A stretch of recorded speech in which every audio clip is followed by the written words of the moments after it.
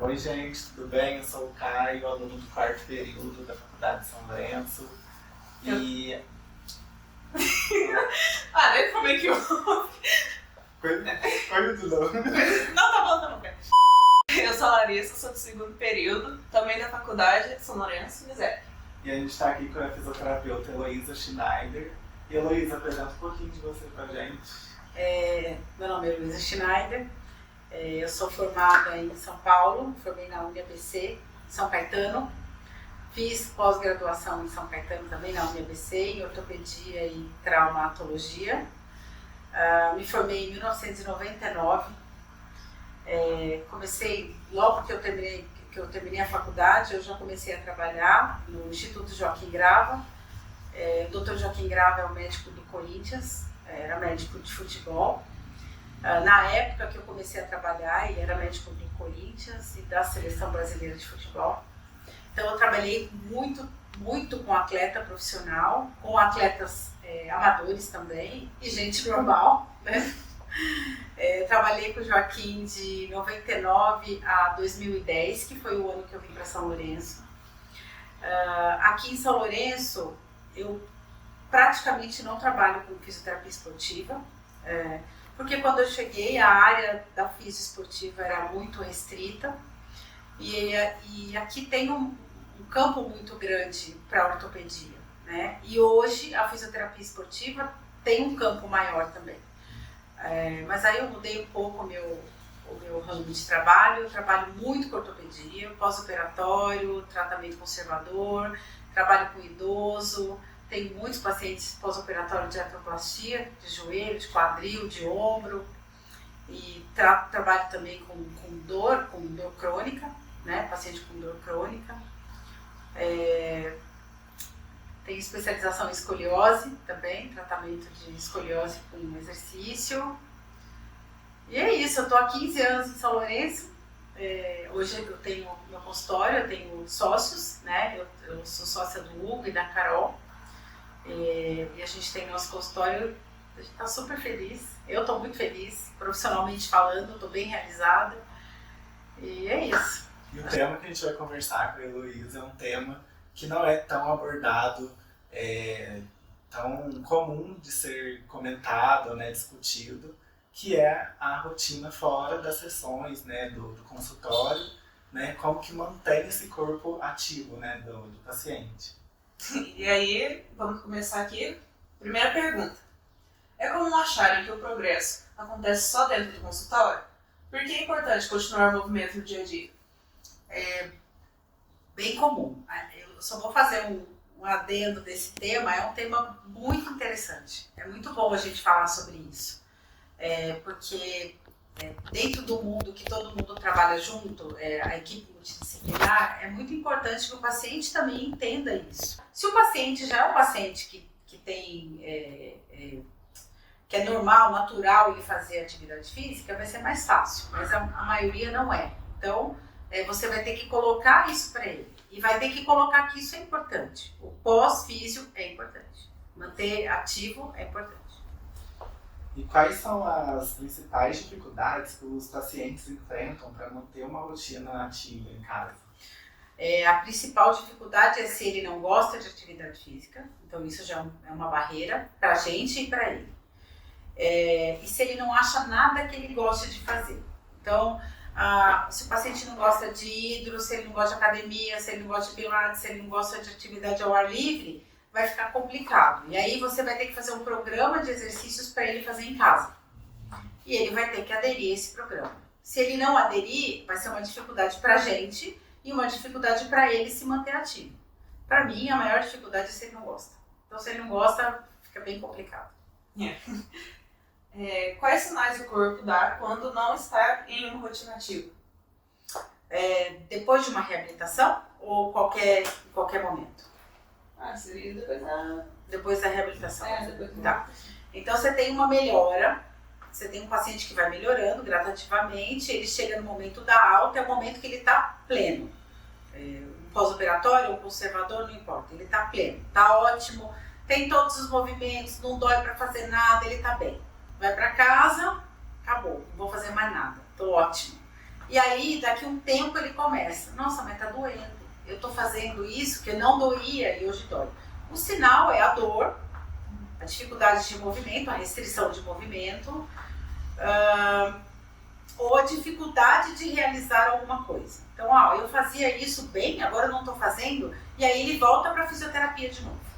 Então, por isso que é importante. Ou você vai ter um paciente que vai sempre voltar, ou você vai ter aquele paciente que vai dar continuidade e vai ter alta. E existe algum erro comum que as pessoas cometem ao tentar continuar os exercícios sozinhas em casa? Sim. Um monte. Então, assim, quando é um exercício, quando é um paciente que não tem nenhuma restrição, ele vai bem. Então, é difícil ter problema com um paciente que não tem, depois da reabilitação, alguma restrição. Então, ele vai fazer tudo e não tem problema nenhum. Agora, quando é um paciente que tem alguns exercícios que são restritos, o erro é esse. Ele vai fazer, porque ele está bem, ele está se sentindo bem, então ele vai. Aí ele faz até que chega um momento que ele vai ter uma dor, ele vai machucar, vai acontecer alguma coisa, aí ele volta de novo. Então, o erro que pode acontecer é ser mal gerenciado no pós-fisioterapia e fazer alguma coisa que não deve. Como o fisioterapeuta pode ajudar o paciente a criar autonomia nos cuidados fora do consultório? Então, primeiro da confiança. Ele tem que ter confiança que ele está bem e que ele pode fazer coisas longe de você. Então, porque tem muito paciente, principalmente os que têm uma reabilitação que dura muito tempo, que é um processo de reabilitação longo, que ele apega no fisioterapeuta. Então ele acha que ele só pode fazer se você estiver perto. Ele só pode fazer se você deixou ele fazer. Então você tem que botar isso para ele. Ele tem autonomia, ele está bem, ele está saudável, ele está curado daquela lesão que ele teve. Então, primeira coisa é dar autonomia. Então, você pode fazer. E segundo, você pode fazer, e você pode fazer isso aqui. Escreve, desenha, fala com o personal que está atendendo ele, conversa com o profissional da academia, se ele não tiver um profissional que vai fazer a série dele, ou às vezes ele vai fazer pilates, hidroginástica, dá essa confiança. Não, pode ficar tranquilo. Passa o meu contato, o profissional que vai te atender pode falar comigo. Então, isso vai deixar ele confortável e seguro para fazer. E para idosos ou pessoas com limitações físicas, quais são as alternativas mais seguras para manter o corpo mais ativo? Assim? Número 1, hidroginástica. É a campeã. Porque na hidro, a chance de lesão é muito pequena. Os idosos têm milhares de comprometimentos, né? Então, mesmo que não tem nada, tem, né? Porque ele já tem a idade, que é um fator que é um complicador. Então, a hidroginástica ou a natação, mas eu acho que a hidro é melhor do que a natação. É o exercício mais seguro para os idosos. O segundo é o pilates. Se bem orientado, o pilates é muito seguro, mas tem que ser bem orientado, porque o idoso, quando ele vê que ele pode fazer, ele só vai. E aí é um perigo, porque é um perigo mesmo. Então, em primeiro lugar é a hidroginástica, que eu gosto muito, e em segundo lugar o pilates. E a musculação, óbvio, a musculação é excelente, mas tem que ser bem orientado, esse é mais perigoso. Como a mente influencia o corpo nesse processo de manter o corpo ativo? Então, a mente é o seu maior aliado e o pior vilão, né? Então, assim, quando o paciente já está aberto para isso, a mente facilita. Então, ele vai, aí o medo é menor, a resistência de fazer o exercício é menor. Agora, quando é um paciente depressivo, medroso, que não está acostumado, então a mente é um bloqueador importante. Então, é um fator importante. Querer ou não querer, né? E qual é o primeiro passo para transformar o corpo ativo, né? Transformar em um corpo ativo e se tornar um hábito prazeroso de fazer esses exercícios fora? O primeiro passo? O fisioterapeuta, você está querendo saber como o fisioterapeuta pode fazer isso com o paciente? Sim, para se tornar prazeroso essa rotina fora do consultório. Eu acho que, para mim, a primeira coisa que você tem que fazer é fazer ele entender o quão importante é o exercício para ele. Então, no momento que ele entende que aquilo é importante, o segundo passo é a confiança.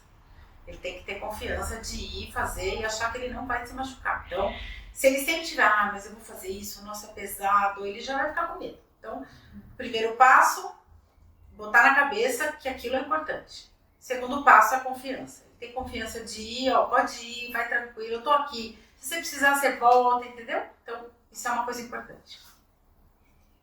Como a fisioterapia ajuda o paciente a desenvolver consciência corporal para se movimentar melhor fora das sessões?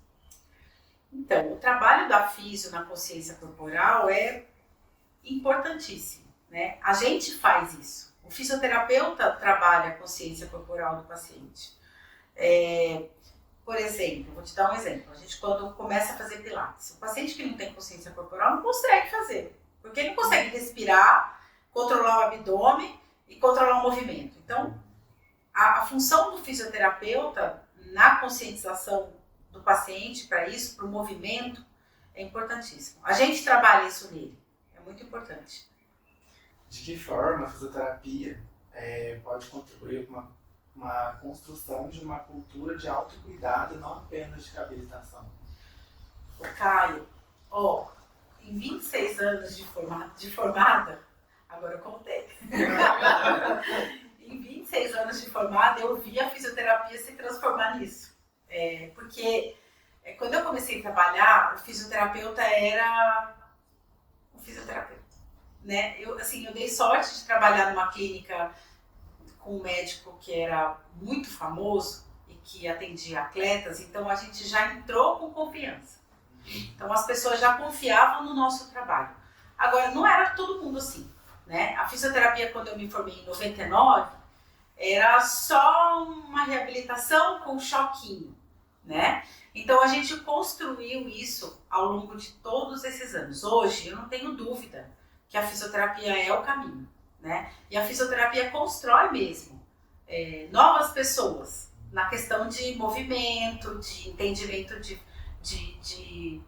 função do exercício, quanto isso é importante, o quanto é importante se movimentar, o quanto é importante ter força muscular, o quanto é importante combater a sarcopenia, o quanto é importante isso. Então, hoje, você pode falar com tranquilidade que a fisioterapia faz isso, com maestria. A gente é muito bom nisso. Então, mas antigamente não era, não. A gente se transformou nesse profissional que ajuda o paciente para o resto da vida dele. Tanto é que hoje você tem os seus pacientes que vão e voltam. Qualquer coisa que ele tiver, você é a referência. Ele tem um médico de referência e ele tem um fisioterapeuta dele. Então, Elô, aconteceu isso. Eu caí. Eu torci o pé. Tá doendo. Então, assim, tanto é verdade esse trabalho que a gente faz de construção, de construir uma pessoa que entende que o movimento é importante, que a gente virou referência para eles. Então, eu não tenho dúvida. O fisioterapeuta é o profissional que faz isso. E com certeza você faz com muita maestria, que é admirável. Obrigada. E a gente queria agradecer a sua disponibilidade. Obrigada a vocês de dar a oportunidade de eu ajudar. Eu espero que eu possa ajudar mais. Vai, com certeza. Já ajuda também. Já ajuda. E a gente queria agradecer, né, pela sua disponibilidade, o tempo muito corrido para todo mundo. Você deixou um tempinho aí pra gente. E a gente queria agradecer. Imagina, estou à disposição quando vocês quiserem. Obrigado.